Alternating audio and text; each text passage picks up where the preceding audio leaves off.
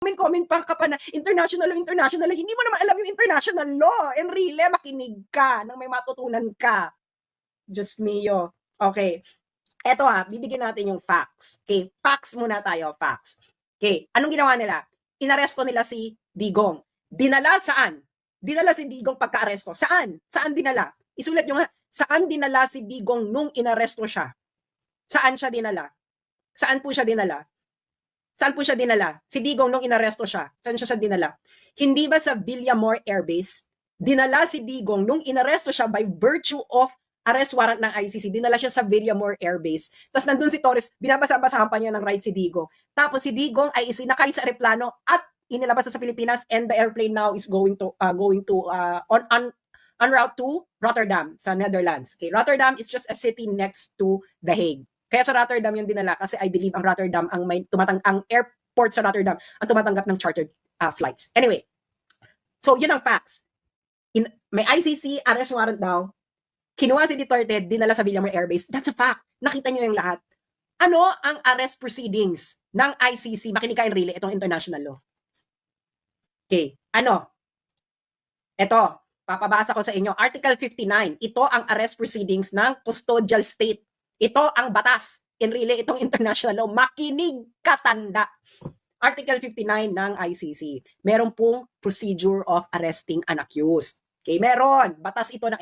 Let's work under the condition na nasa jurisdiction tayo ng ICC. Kaya wala tayo sa jurisdiction, edi lalong mas mali yung pagkakareso nila. So, assuming for the sake of argument na ang Pilipinas ay under sa jurisdiction ng ICC, meron pong arrest proceedings ang ICC. Ano ito? Nandito ito sa Rome Statute, and really, magbasa ka! Magbasa kayo, PNP, magbasa kayo! Bong-bong, wag puro singhot. Article 59 ng Rome Statute. Anong sinabi ng Article 59.1, ito ang procedure procedure.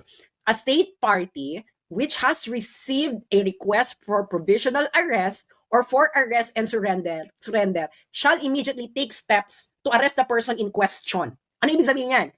Pag naka-receive ka, arrestin mo kagad. Correct.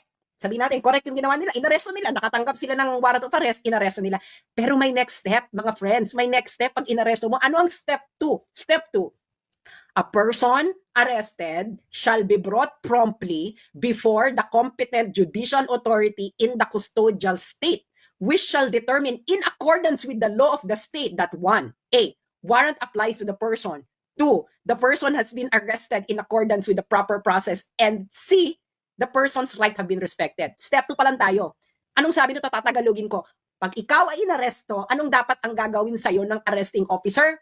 Dadalin ka sa harapan ng competent judicial authority. Ibig sabihin, si Digong dapat dinala saan? Sa hukuman ng Pilipinas. Sa harapan ng hukuman ng Pilipinas. Pero anong ginawa nila? Saan nila dinala si Digong? Sa Villamor Air Base. Kailan naman naging korte ang Villamor Air Base? Napakalinaw dito, mga engot kayo. ICC law ito ang ICC procedure. Ito yung pinagmamalaki ninyo, violate nyo yung law. Number 1 violation, hindi nyo dinala si Digong sa harapan ng competent judicial authority. Yung competent judicial authority na yun, which is ang ating korte, dapat ididetermina ng competent judicial authority ng Pilipinas na 1, na ang warrant ay nag-a-apply kay Duterte, and number 2, na yung naaresto si Duterte has been accordance with the proper process. Was it proper process? Hindi mo nga dinala sa harapan ng competent judicial authority. Torres, tanga ka!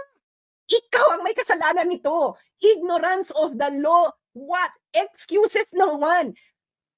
Nasa batas ng ICC, Torres, Bongbong Marcos, na pag inaresto mo, may inaresto ka na may warrant of arrest from the ICC, dadalhin mo yung inaresto mo dapat sa harapan ng competent judicial authority sa bansa mo. Yaan ang nasa batas ng ICC. You violated it. You violated it. Okay. Di ba? Violated na. Kita niyong lahat. Saan dinala si Digong? Dinala ba si Digong sa harapan ng competent judicial authority? No. Kitang-kita niyong lahat. Siya dinala sa Villamor Air Base. Hindi ba? Villamor Air Base. Villamor Air Base is not a competent judicial authority. The AFP, na yun ang pugad ng AFP, Villamor Air Base is not a competent judicial authority.